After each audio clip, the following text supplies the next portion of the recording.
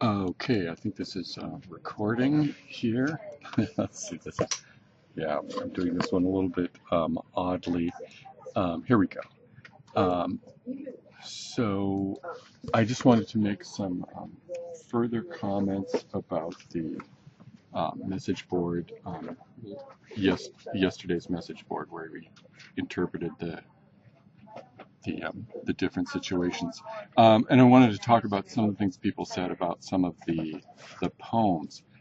Julie made a comment about the Western Wind poem and said that it sounded like the speaker of the poem was talking out loud to himself, and I thought that was a really good um, observation. There's a famous statement made about poetry by the 19th century English philosopher John Stuart Mill, where he said, eloquence is heard and poetry is overheard.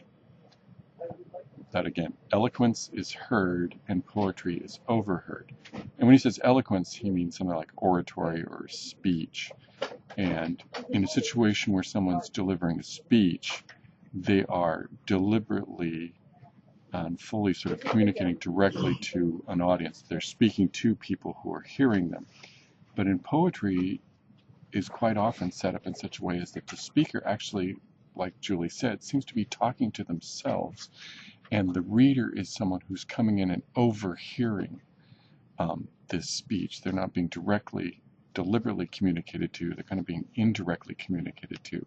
And I thought it's an interesting idea. It's kind of a subtle idea, but I thought that was a very good observation on Julie's part. It's always nice when you find yourself agreeing with 19th century English philosophers. And also in that poem is when he says, Christ, that my love were in my arms. And a number of people commented about how they thought the poem was a prayer. And I think that actually that's a very good observation. It's definitely very much it's a petition. It's asking for something. I thought that specific, but however, the sort of the direct address there in the Christ, it strikes me as it definitely could be.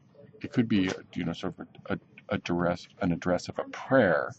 I mean, Christ, please grant that my love would be in my arms.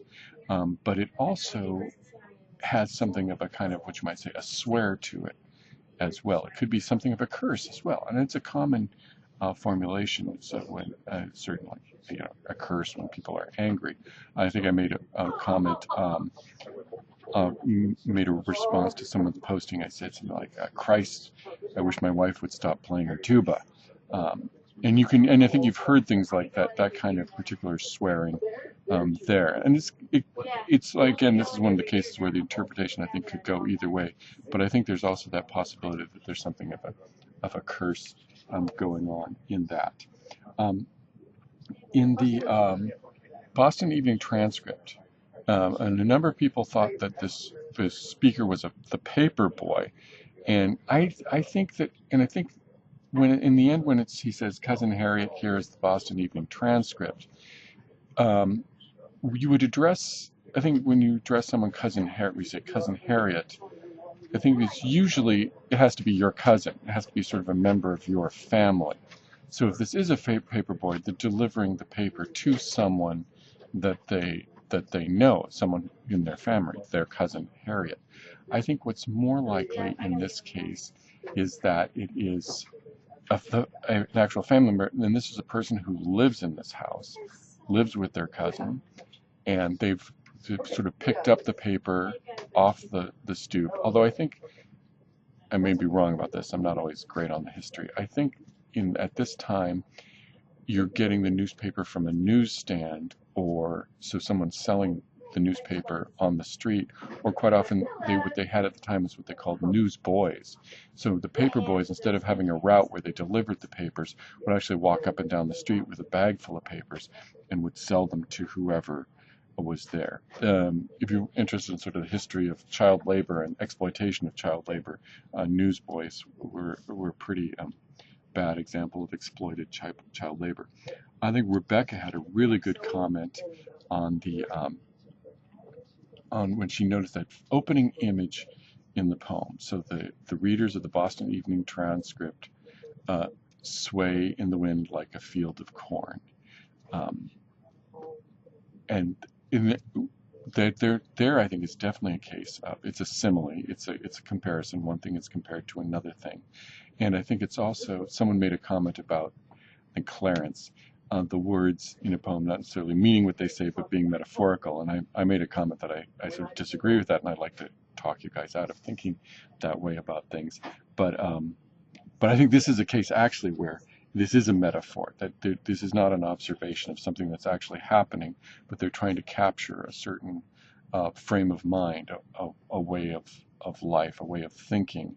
And when Rebecca said that makes you think of uniformity, so like all the stalks of corn are the same, and they're the same thing, and they're all doing the same thing. They're all passive. They don't move on their own. They're moved by the wind.